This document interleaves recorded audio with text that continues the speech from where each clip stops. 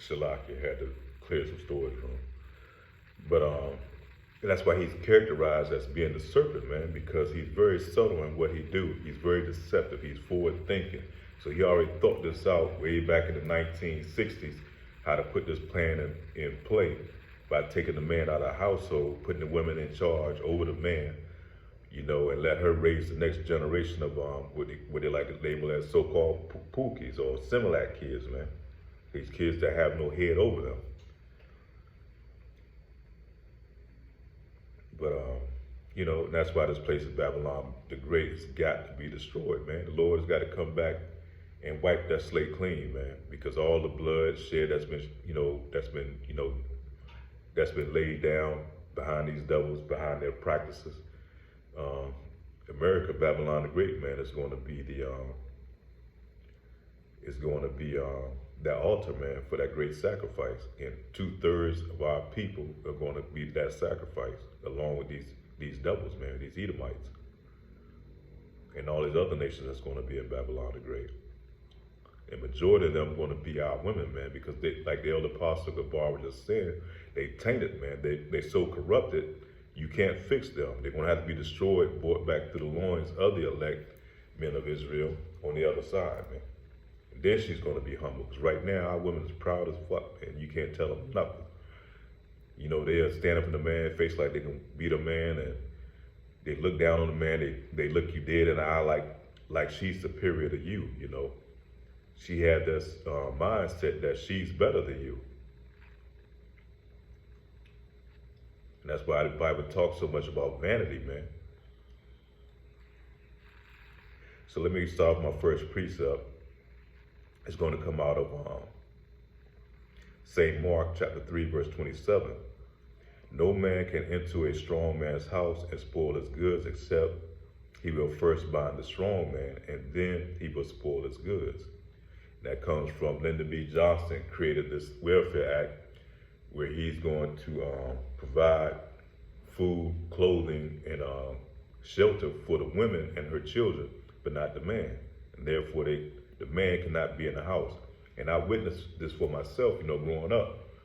They would have these social service people would come to your house once a month unannounced and walk through the house. Sometimes they give you a warning, but they come walk through the house and they'll go through the closet. They go check the drawers and make sure there's no men items in there. They go check the bathroom, make sure, no men items are in that house. Therefore, if you violate those policies, man, they're gonna take you off Section 8. You have to pay full rent. And this is the vice, man, of the wicked. That's part of his sword, man. First taking the strong man out of battle and then putting the women out front. leaving that child, no generations, man, a young man that's raised up under, are totally vulnerable to the vices of Esau Edom. Because the woman, she don't have logical thinking, logical understanding. She thinks off emotion. And that's why you have these emotional ass young jakes, man, that's out here that's been produced by these women, these young pookies, man, and they're going to be destroyed. Ain't no redeeming them, man. She can't be redeemed, and these nigger women, they can't be redeemed, man. Proverbs chapter 14, verse 1. Every wise woman buildeth her house, but a foolish plucketh it down with her hands. And who's the first one to go out there and break up her home? If you find ones that do work and they have a husband, she's the first one to go out here and is going to file divorce. And I think the divorce rate is like 75%, where the woman is the one that go out here and initiate the divorce proceeding. She's about 75% in the so-called black community. The nigger woman is the first one to go out here and file for divorce, And a lot of times it don't even take any reason for her to file a divorce. She can just say she's unhappy. She wanted to move on to new things. Like what's this celebrity, Tia Mowry? She told her husband in the world, because she published this shit, that she done graduated to new things, Therefore, she done destroyed the whole family, broke up the family and everything, man. That's why Proverbs 14:1, man, is very relevant. Every wise woman buildeth a house, but a foolish plucketh it down with her hands. So she done broke up the whole family, and children that raised up under a single mother, odds greatly turn against that child as being successful. I think it's like 80% of most men locked up in prison are raised in women-led households, man. And a lot of times is a man in a house, a woman is still leading that household because, they done gave this woman authority over the man. Proverbs chapter 9, verse 13. A foolish woman is clamorous. She is simple and knoweth nothing. And that's these women, you can't tell them shit because they're so proud, for one. And once they get a little bit of education or they get a few college degrees or even just say they didn't even have to have that, because by them being over a man, she's so proud that you can't tell them shit.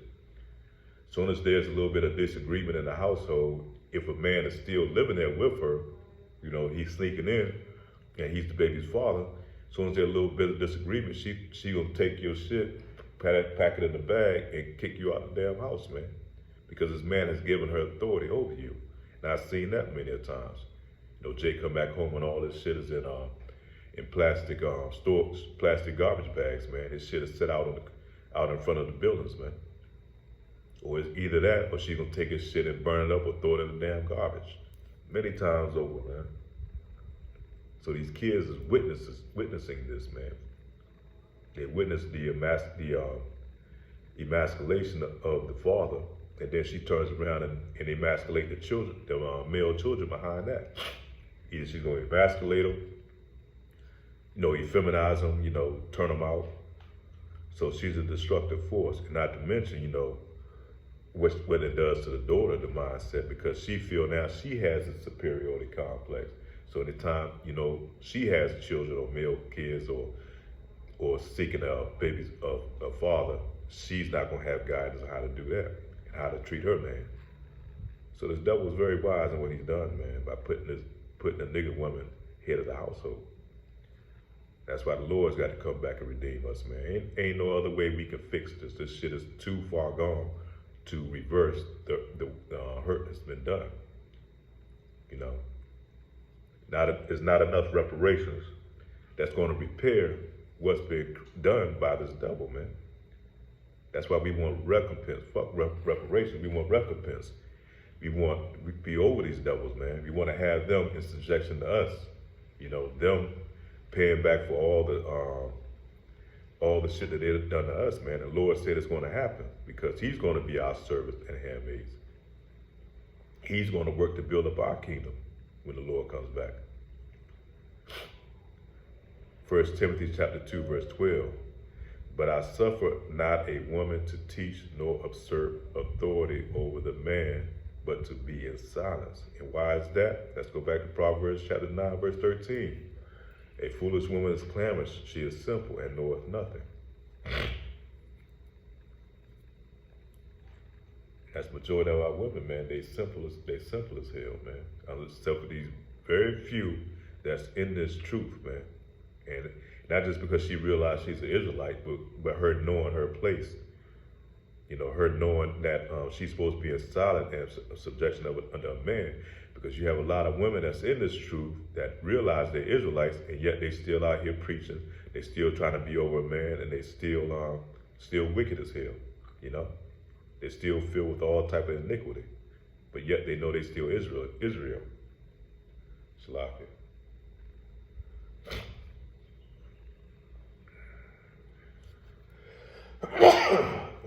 Knew that was coming.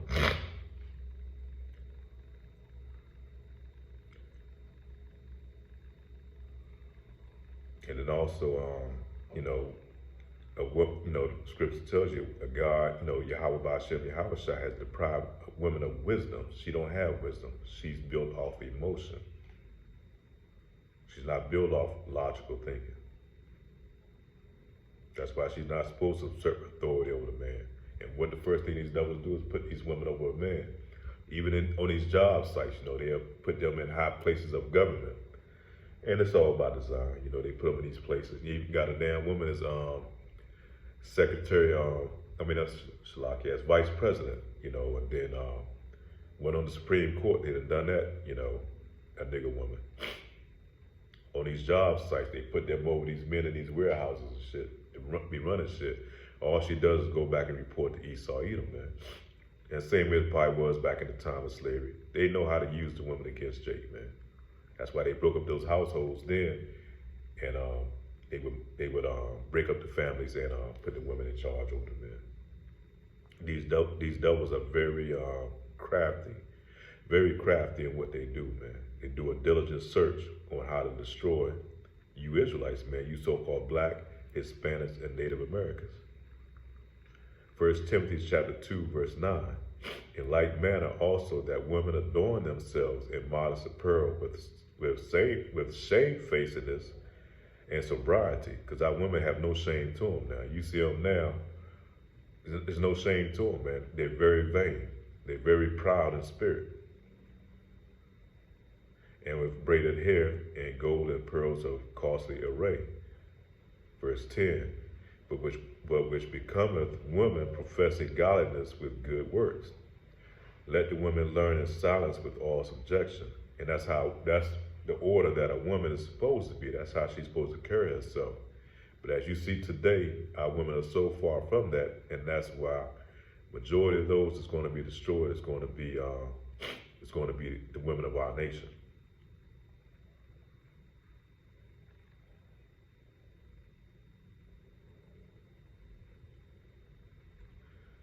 Psalms, the book of Psalms, chapter 83, verse 2, we're going to read on down to verse 5. For lo, thy enemies make a tumult, and they that hate thee have lifted up the head. They have taken crafty counsel against thy people and consulted against thy hidden ones. And all these other nations know who we are, and they know how to destroy us, man, how to keep us involved in all type of iniquity, and how to break up our homes to destroy our nation. They have taken crafty counsel against thy people and consulted against thy hidden ones. They have said, come and let us cut them off from being a nation, that name of Israel may be no more in remembrance. And what did they do after slavery? They beat our customs and our religion and our language out of us, man. They told us that we were pretty much nobodies, that we come from Ham, and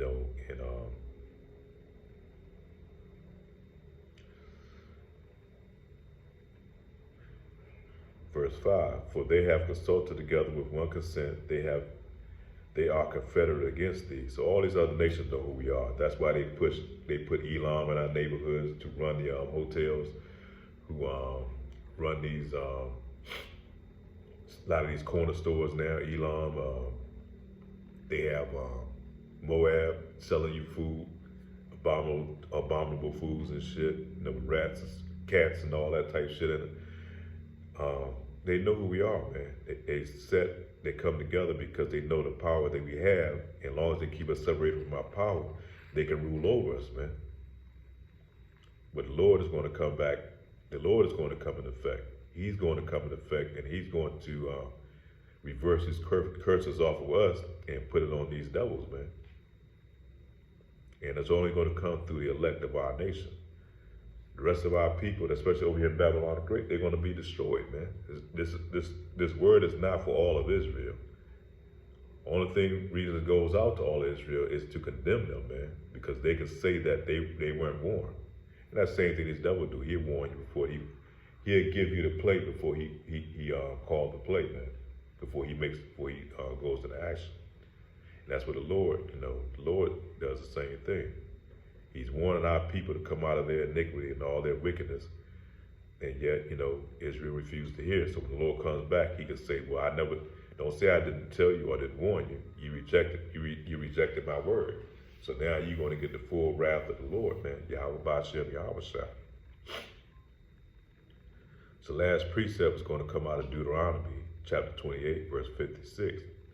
The tender and delicate women among you, which would not adventure to set the sole of her foot upon the ground for delicateness and tenderness, her eyes shall be evil towards her husband and her bosom, and towards the son and towards her daughter. Now who's that describing? Mainly the nigger woman, man. You so-called black American women, which have walked hand in hand with Esau Edom. And it's reflected on the other nations of our people. The so-called northern, not so-called, but the Northern Kingdom. These Latin women, starting to go on them, but yeah, there's the times we're in, man. That's those curses that's on us. But these curses are slowly reversing off. Brothers are waking up. They're getting their passports, getting the hell out of Babylon the Great, and seeking other women.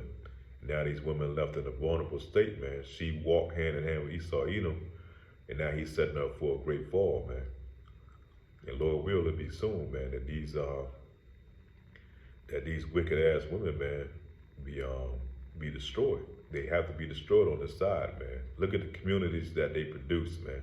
I don't care what part of the state that you go to, wherever they got our women households that are collective, man. It's like a goddamn war zone, man.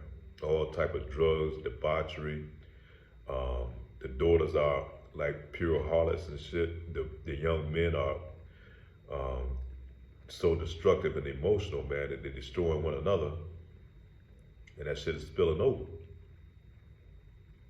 And all this is the plan of the devil, man. Esau, Edom.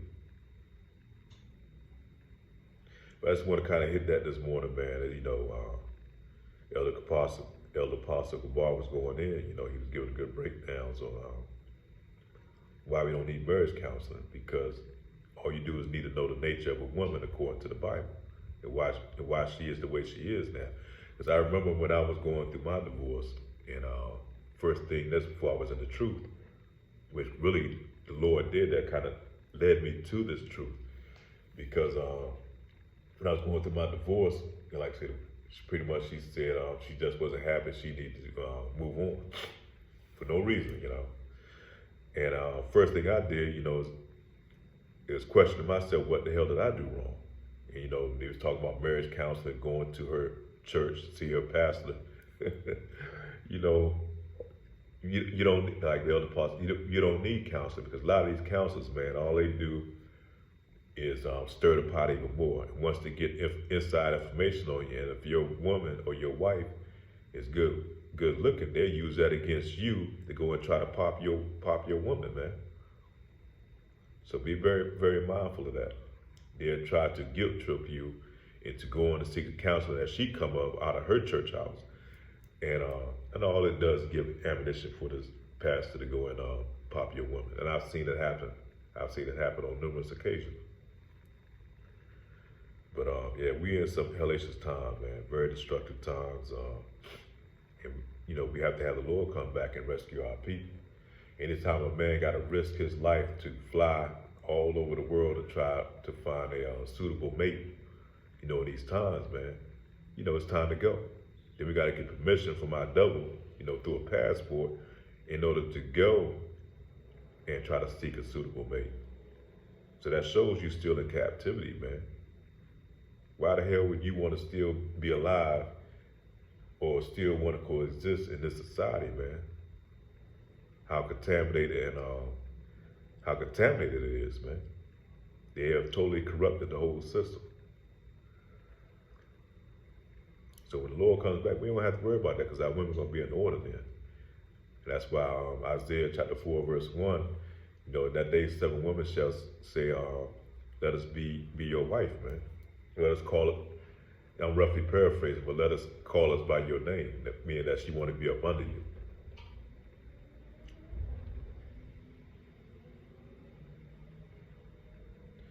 So Lord will, man, this lesson's edifying. With that, say shalom.